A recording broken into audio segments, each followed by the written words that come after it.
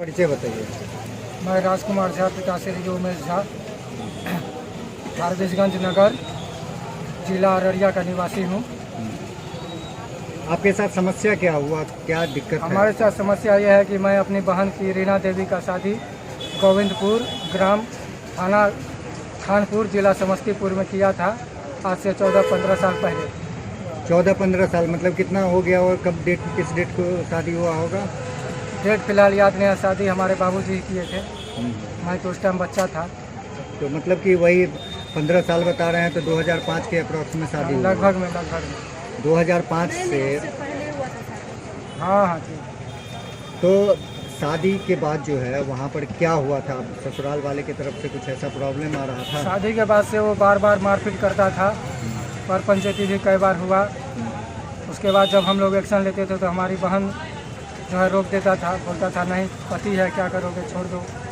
क्या मतलब कि ये घटना शादी के बाद से ही स्टार्ट हो गया था? शादी के 2-3 साल के पूर्व के बाद, 2-3 साल के बाद एक बच्चा हुए, उसको बेटा हुआ। उसके मतलब बाद उनका अभी कितना बच्चा है? उनके अभी 2 बच्चे हैं, एक लड़का है और एक लड़की है। तो जब कितने साल के दोनों बच्चे हैं?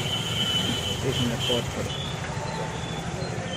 तो अभी जो है उनके पास 2 बच्चा है। 2 बच्चे हैं। तो दोनों बच्चा कितना उम्र होगा? दोनों बच्चे, एक का उम्र लगभग, लड़का का 12-13 साल उम्र है और एक का? और लड़की का 9 साल 10 साल उम्र है। एक लड़का और एक लड़की है। एक लड़का एक लड़की। तो क्या हुआ था उसके बाद, क्या हुआ? 18 अगस्त को मेरी बहन की हत्या कर दी गई थी। 18 अगस्त को हत्या हुई? हाँ, 17 अगस्त को रात में उसके साथ मारपीट किया गया था।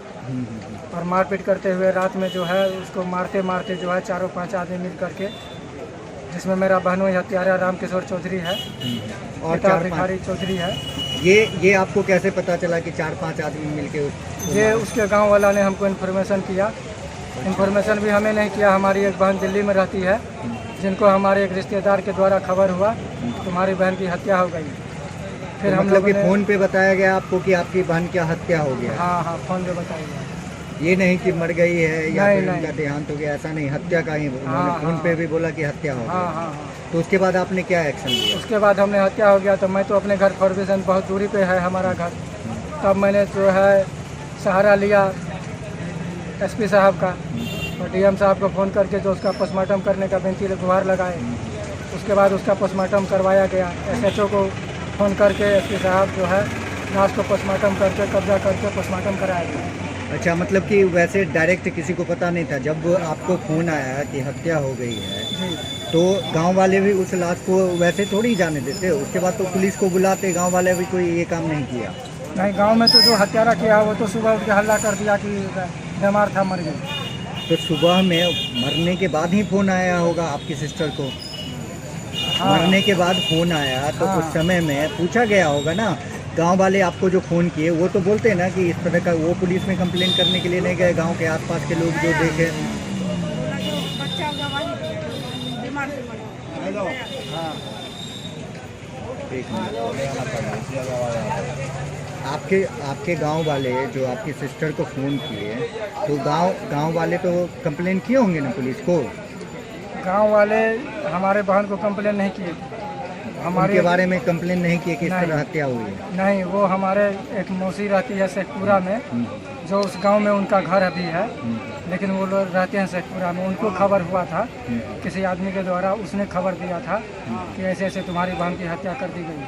अच्छा, तो उन्होंने मतलब कि खबर किया तो वो पुलिस को इन्फॉर्म नहीं किए? नहीं, वो पुलिस को इन्फॉर्मेशन, या फिर आपकी बहन को जो खबर गया तो वो इन्फॉर्म नहीं की पुलिस को? नहीं, वो पुलिस को इन्फॉर्मेशन नहीं। तो इसीलिए लाश जो है उठा के लेके चला गया होगा? हाँ, पुलिस को इन्फॉर्मेशन हमने किया, एसपी को फ़ोन किया था डायरेक्ट। तो एसपी साहब ने फ़ोन किया एसएचओ को, भाई लाश को पोस्टमार्टम करवा, ऐसे ऐसे घटना हो गई है। तो उसने जाकर के बाय फोर्स वहाँ पे लाश को पोस्टमार्टम, वहाँ से जहाँ पे जलाया जाता है वहाँ से कब्जा करके लाश को पोस्टमार्टम कराया गया। तो पोस्टमार्टम करने के बाद जो है सो एफआईआर भी हुआ होगा उस पर? पोस्टमार्टम करने के बाद नहीं, जब पोस्टमार्टम हो गई उसके बाद पोस्टमार्टम हो गई, उसके बाद मैं उसके गांव गया, लाश को जो है दाह संस्कार किया गया। उसके बाद रात में मैंने सोचा बेचारा, उसके बाद सुबह मैंने जाके एसएचओ खानपुर थाना में जाके एफआईआर दर्ज किया। तो एसएचओ के पास एफआईआर के बाद जो है सो गिरफ्तारी वगैरह की प्रोसेस हुई कि नहीं हुई? एफआईआर करने के बाद खानपुर का एसएचओ ने कोई एक्शन नहीं लिया। हमें बोला कि ठीक है एक्शन ले लेंगे, ये कर देंगे वो कर देंगे। ये हमने उससे मांगा उसका कॉपी वो हमें 3 दिन के बाद दिया। FIR कॉपी आपको 3 दिन बाद 3 दिन के बाद दिया। 3 दिन के बाद मैंने पूछा कि सर ये जो है केस हो गया? तो बोला हाँ हो गया। FIR हो गई? तो हाँ हो गई। कौन कौन धारा लगा दिए हैं आपको अभी? धारा में वो फिलहाल 302 लगाई। 302 मतलब कि मर्डर वाला हो गया। हाँ, तो उसमें तो गिरफ्तारी हो जाना चाहिए था। गिरफ्तारी वो कर ही नहीं रहे हैं। ये बात थाना से पूछने पर वो हमें धमकी देते हैं। कौन सा पुलिस स्टेशन का केस है ये? खानपुर थाना SHO खानपुर दिल कुमार भारती का थाना है। मतलब कि थाना अध्यक्ष कौन है, SHO कौन है वहाँ पे? थाना अध्यक्ष जो है SHO का नाम मुझे पता है, दिल कुमार भारती है। देव कुमार भारती जी। उन्होंने अभी तक कोई एक्शन नहीं नहीं, लिया। वही हमारे केस भी ले रखे हैं, वही डिलीवरी कर रहे हैं। IO केस के वही है। हाँ हाँ। तो उसके बाद अभी आप क्या चाहते हैं कि उसके बाद फिर मैंने बहुत कोशिश किया, थानेदार को कई बार फ़ोन भी किया। वो कभी कहते हैं पोस्टमार्टम 4 महीने के बाद आती है, कभी वो कहते हैं कि वो आ गए हैं पोस्टमार्टम रिपोर्ट उसमें कुछ नहीं निकला है। मतलब जैसे लगते हैं कि वो डॉक्टर है। अच्छा, तो वो चीज़ तो अब कोर्ट में भी, न्यायालय में भी चला गया होगा। हाँ, तो उसके लिए मैंने एक वकील से मिला था। वकील से मिल करके मैंने प्रोटेक्शन लगाया था। प्रोटेक्शन लगाने के बाद जो वकील हमारा कमज़ोर पड़ गया, फिर मैंने दूसरे वकील के पास अपना कंप्लेन लेके गया है।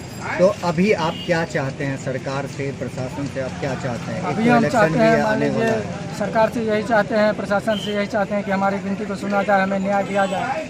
जो हत्यारा है उस हत्यारा को जो है उसको गिरफ्तारी किया जाए। ये तो हत्या हुई कि क्योंकि आप पहले भी बोल रहे हैं कि पहले भी मारपीट, आप ही बता रहे हैं कि पहले मारपीट होता था। जी, तो पहले मारपीट होता था तो पहले भी कंप्लेन हुआ होगा।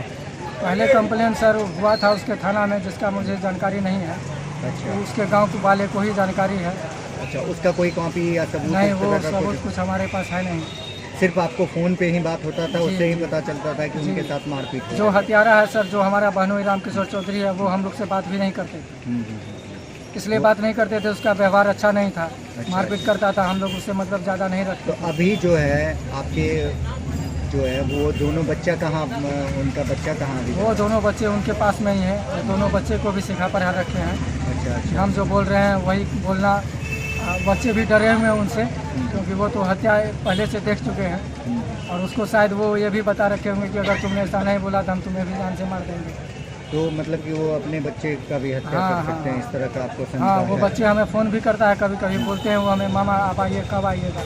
तो क्या आप इसके लिए पुलिस को फिर से दोबारा कंप्लेन नहीं किए हैं कि उनके बच्चे को कोई सुरक्षा वगैरह दिया जाए, इस तरह का धमकी दिया जाए? हाँ, हम तो बोले हैं कि सर बच्चे को देखते हुए हमारा जो है हमें न्याय दीजिए। चलिए, तो आप एक बार बता दीजिए हमारे प्लेटफॉर्म से कि क्या आप मैसेज देना चाहते हैं, सरकार को क्या आप कहना चाहते हैं, ये चीज़ बताएं। सरकार को हम यही कहना चाहते हैं कि जो है गिरफ्तारी किया जाए, जो ये काम किए हैं, जो गुनाह किए हैं, गुनाह करने वाले को बख्शा नहीं जाए, सजा दिया जाए इसमें।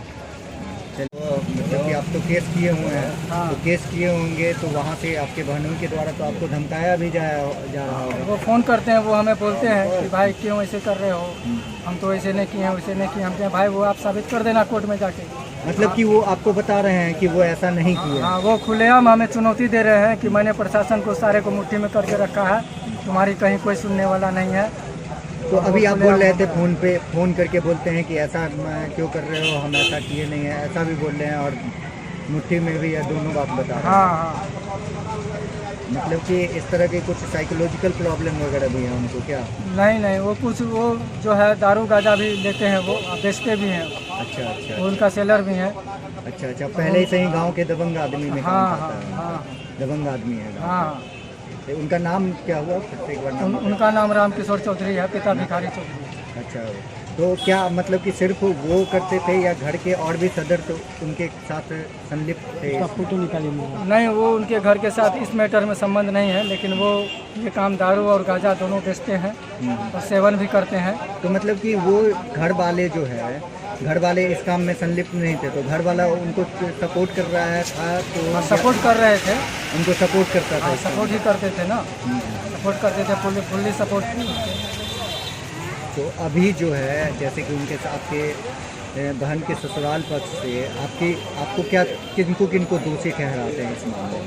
बहन के ससुराल पक्ष से जो है मेरा उसका पति जो है रामकिशोर चौधरी वो है, ससुर है भिखारी चौधरी, उसकी सास है माता लाल जय देवी, उसका देवर है श्याम किशोर चौधरी। अच्छा, तो देवर उनका क्या मतलब कि देवर का भी शादी हो चुका है? हाँ, देवर का शादी हो चुका है, उस पर भी पहले से FIR किया हुआ था लड़की वाला। उस लड़की को भी इसी तरह से किया गया था, मारपीट करता था उसके साथ। तो उसके ससुराल वाले भी आके इस पर FIR किए थे, केस उस किए थे। मतलब कि पूरा परिवार जो है सो इसमें संलिप्त है? हाँ, पता हाँ। नहीं। मतलब छोटा वाला भाई जो है हाँ। उसके भी जो है ससुराल वाले ऑलरेडी केस कर चुके केस कर चुके हैं। हैं कि वो अपने हाँ। बीवी के साथ भी मारपीट हाँ हाँ, करता तो है। अभी वो उनकी बहन को ला करके रख रहे हैं, अच्छे से रख रहे हैं, सब कुछ कर रहे हैं। अच्छा, हाँ। चलिए धन्यवाद।